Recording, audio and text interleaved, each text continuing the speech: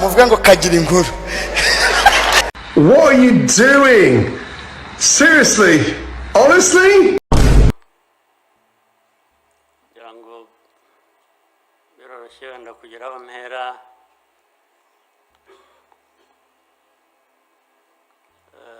Ndahera ku mateka Imana yatubwiye.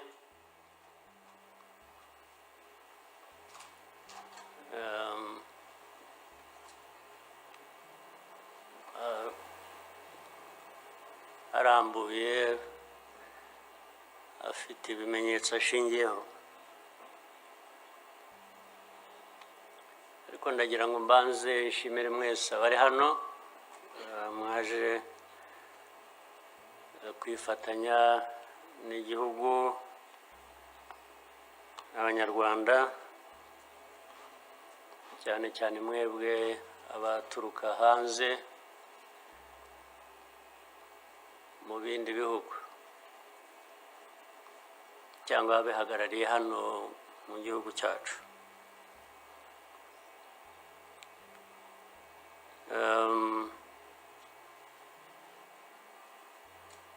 Ndabashimira kuko kenshi ko dusigaye tubibona ko bisigaye biri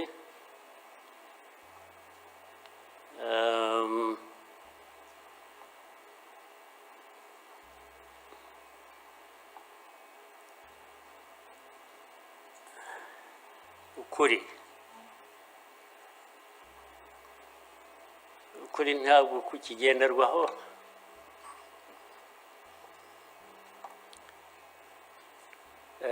Ni nacyo gituma, ariko reka mvugane, hari umuntu w'inshuti yanjye wigeze kumbaza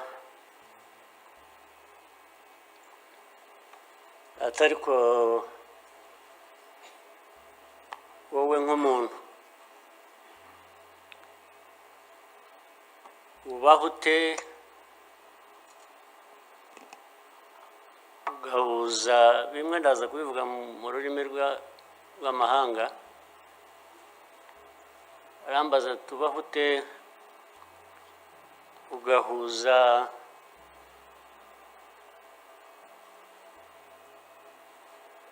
the dark past and the cruel present.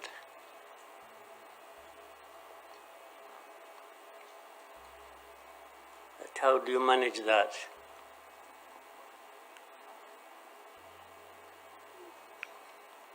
Ariko uko nabyumvaga ntabwo ari igihe yabazaga gusa, yabazaga u Rwanda. Uvuga ngo u Rwanda mubaho mute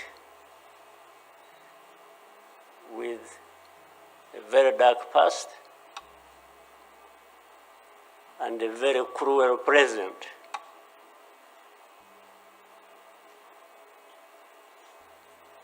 Icyo namushubije nuko from the beginning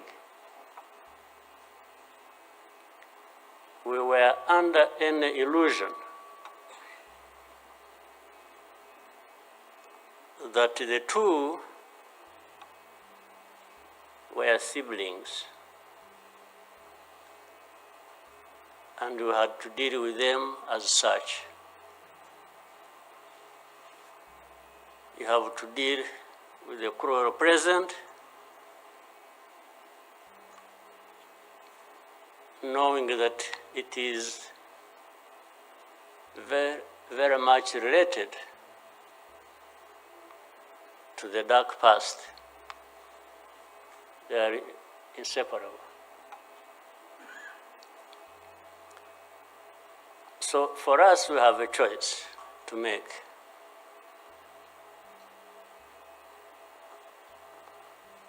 You are either crushed in between and you stop existing, or you stand up and fight.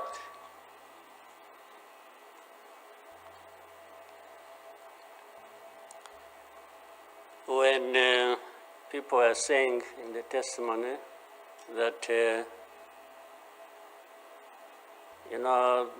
the hope they have and that what happened here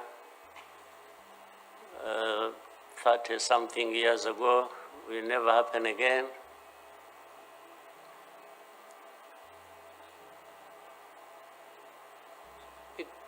It won't be because of those who were responsible for that dark past will not try again, or are not even trying now again. It will not happen again just because there will be people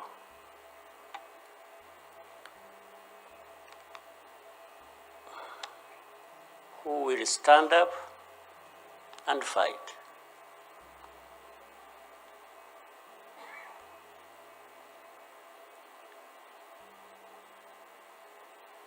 It's not because there are fewer people who wish to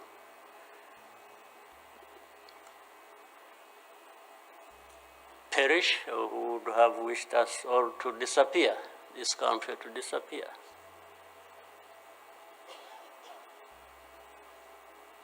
But how can people accept that? How can people not stand up and fight? Because anyway, well, there is a risk you may die when you stand up to fight. But if you don't, it's a sure thing you are going to die.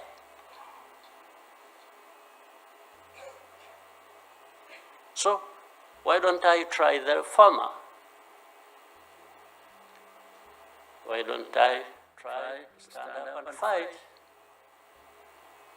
with the chance that you might survive and live on your life as you want it, instead of giving up and you let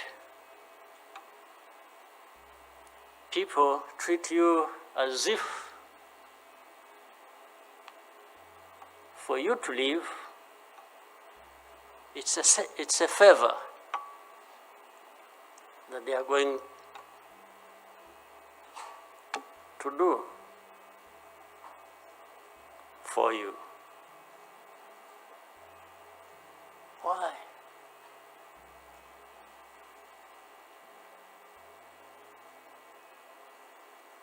I've also had people come to me and warn me and say, President, you know you are too vocal, you say things that challenge these people who have the power in their hands and they're going to kill you. Well, first of all, it means they're killers.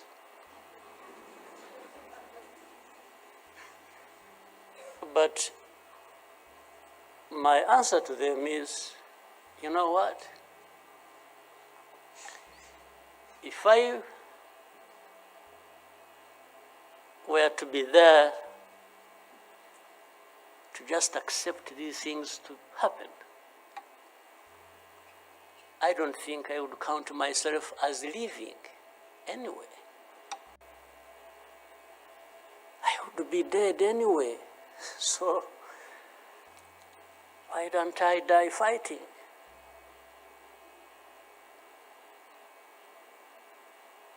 So you Rwandans, why don't you die fighting? Instead of dying anyway. just dying like flies. Why?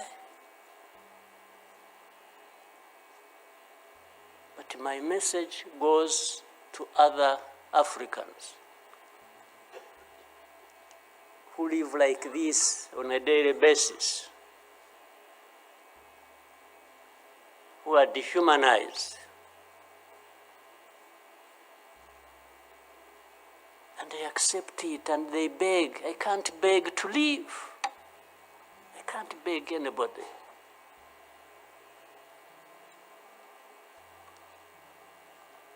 We will fight. If I lose, I lose. But there is a chance. There is a chance, a significant chance, that if you stand up and fight, you will live. And you will have lived a dignified life that you deserve, that anybody else deserves. So these people who are there to the UN, they are there to these Western capitals, they are everywhere, they are just saying, Rwanda, this small country, this Rwanda. I mean, you see, when you are talking about Rwanda and ganging up together against Rwanda, you think it's some country that is, I don't know. Then when I remember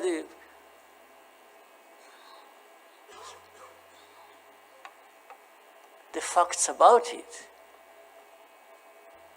I just imagine the world has gone amok.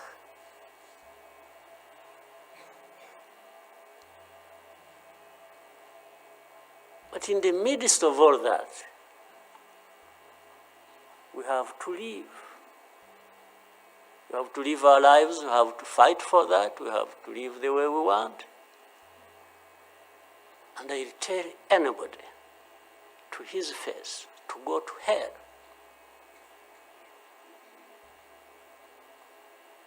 If anyone comes around and thinks they can, they come and say, hey, we're going to sanction you. To what? Go to hell. Just go to hell.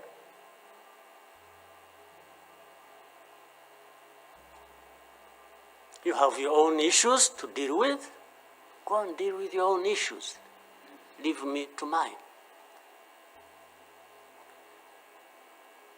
This is the spirit I think Rwandans must have in their daily lives.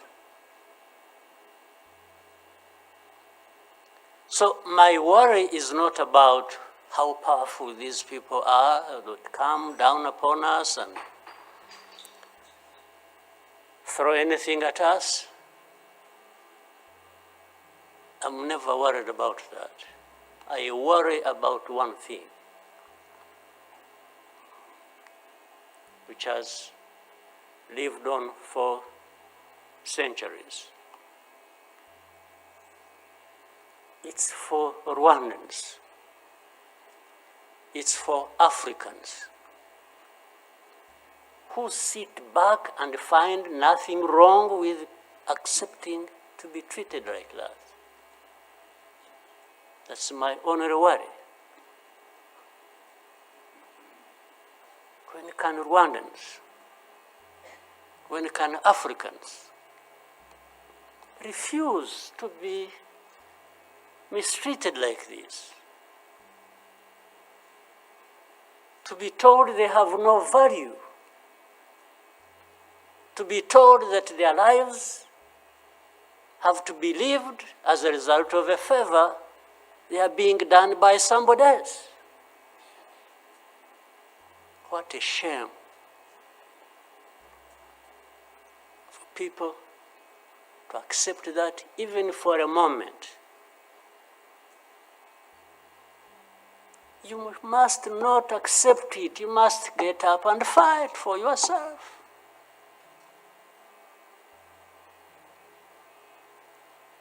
And then you have fools leading countries and being used as puppets.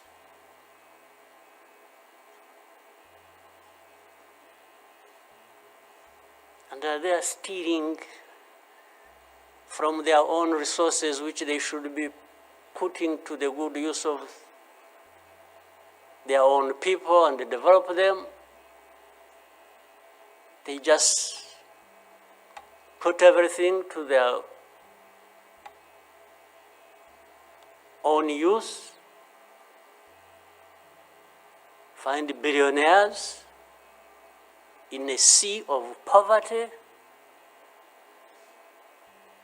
millions of people going hungry, and their leaders, billionaires, money that has been stolen from the resources of these people, and these are the ones received in Western capitals and praised, and when,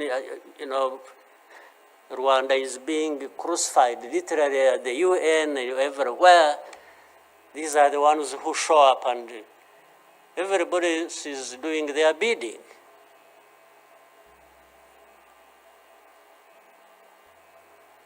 They don't talk. These ones don't even say a thing. There is somebody to say it for them.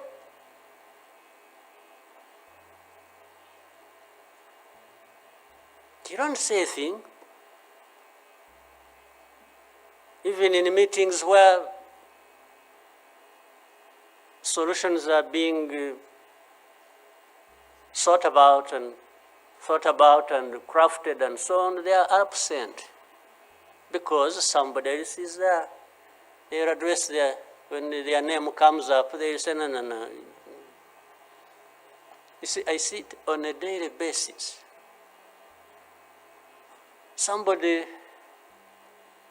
has agents, orders them, pays them to go everywhere preaching hate speech,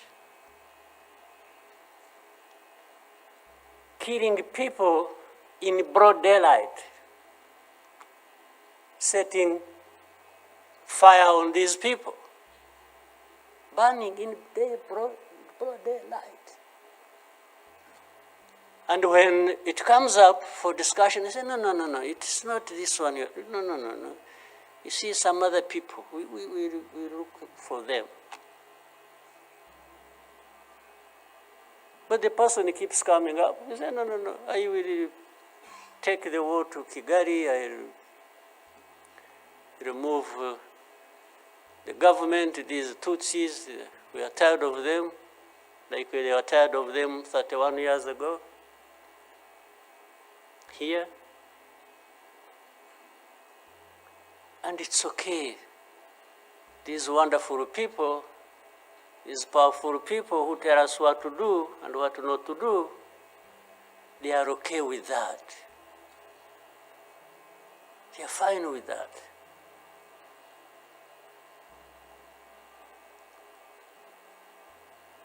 And they expect us to accept it also ourselves.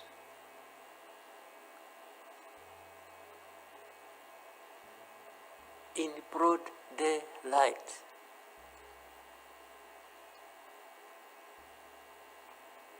Hate speech, killings of people for their identity, uprooting them from their homes, and most of them are refugees here in this country. We have 125,000 people as refugees who have been living in camps, uprooted from their homes in Eastern Congo. And then these powerful, good people come here and pick one, knowing that these are actually refugees from a neighboring country. They don't take them as Rwandans. You take them as refugees from Congo. Only that they are taking very few. They are not, I wish they could take all of them. Those who wish to go and resettle them. So the rest becomes my problem. So what they have to do is cleanse Eastern Congo of all these people, bring them to Rwanda, take to your countries those you want, few, very few, not even 0.1%, and the rest should remain Rwanda's problem. Because after all, these ones are Tutsis like KAGAME. That's a simple conclusion. But ask yourselves, how did these people end up being across the border of Rwanda? Was it really done by KAGAME? Was it done by Rwanda? No, for us, we are here lucky that we are alive, that we survived.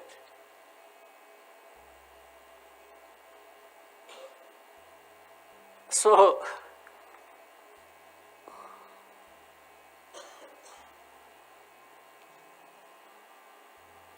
but as I say this,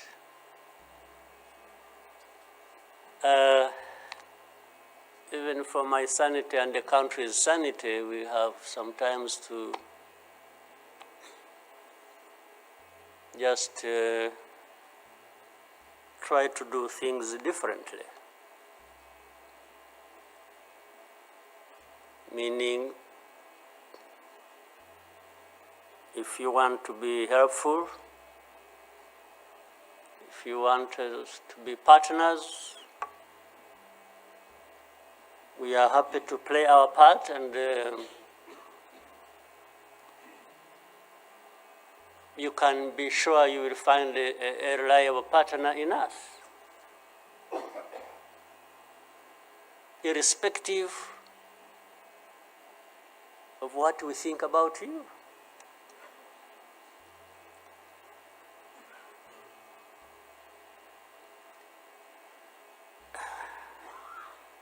You know, this whole thing you see every day, you know, you have heard of groups, what is it? Group of experts. You have heard of that thing? These are people who go around, experts who are supposed to know better our situation than ourselves. Can you imagine? And the ones who lead those groups are the very people connected with this history I'm talking about, or that Bizimana was talking about. Can you imagine the cynicism?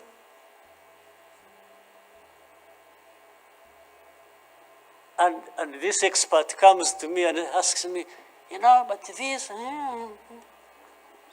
So the whole thing about genocide, this ideology that has killed millions of people, has been turned into a problem of minerals. You know, it's okay.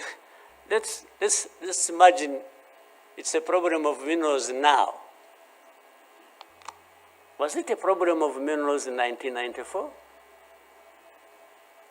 Which minerals were we fighting for here?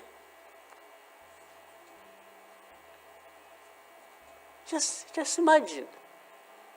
Which minerals?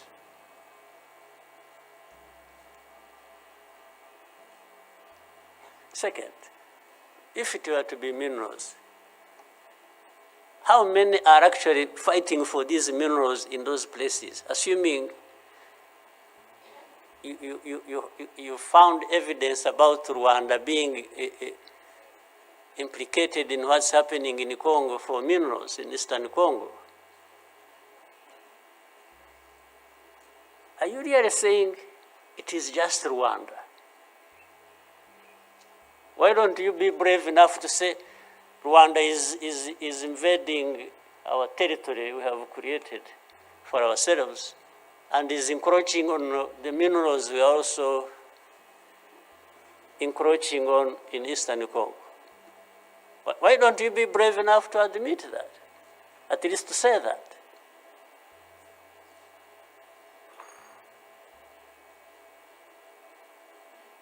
Minerals?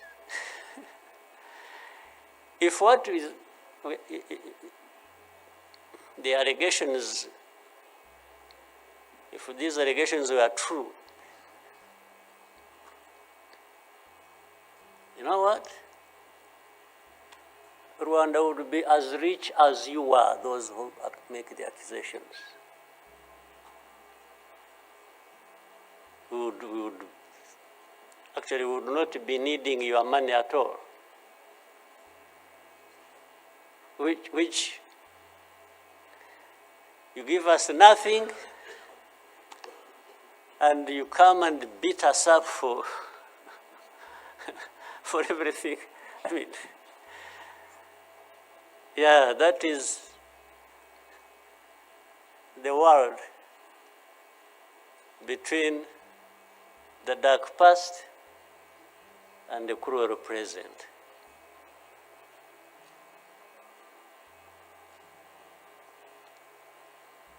But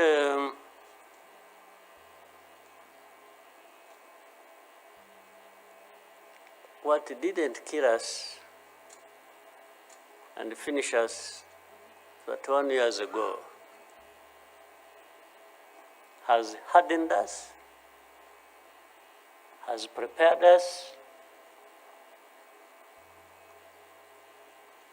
for the bad things that will always come anytime these people want and wish. Honestly, I want to assure you, we will not die not fighting like last time. And fighting does not involve invading anybody's territory, does not involve going after something that is not ours. Fighting, I mean, is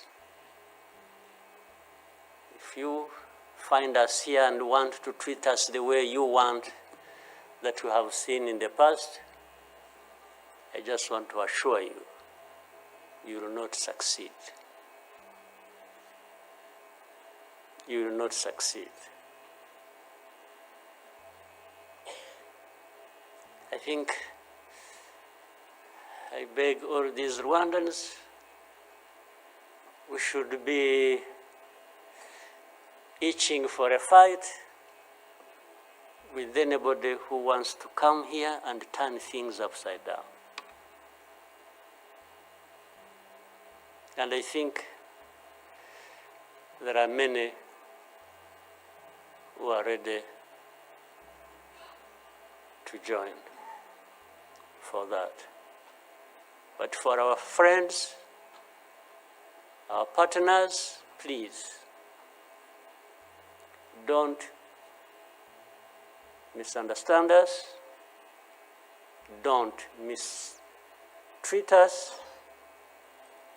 We have had enough of it. Take it somewhere else.